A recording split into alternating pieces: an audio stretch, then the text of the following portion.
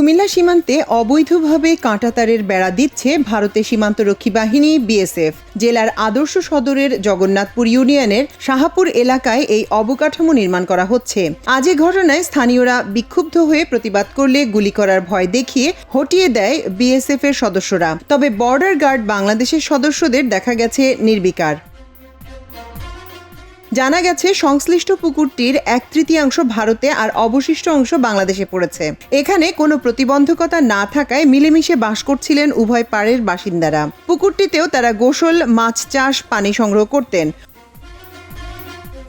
হঠাৎ করে বিএসএফ এখানে বিভাজন তৈরি করেছে।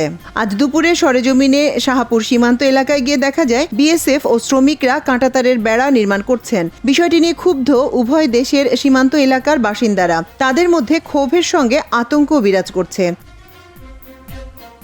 সীমান্ত পিলারের 150 গজের ভেতরে কাঁটাতারের বেড়া নির্মাণ করা হচ্ছে বলে জানান স্থানীয়রা। তারা অভিযোগ করে বলেন, 150 গজের ভেতরে সীমান্ত বেড়া দেওয়া আন্তর্জাতিক আইন অনুযায়ী অবৈধ, কিন্তু ভারত মাত্র 20-30 গজের মধ্যে বেড়া দিচ্ছে। এরপরও বাধা দিচ্ছে না বিজিবি সদস্যদের টহল বাড়ানো হয়েছে বলে দাবি করা হলেও এতে অভয় পাচ্ছেন না সীমান্তের বাসিন্দারা।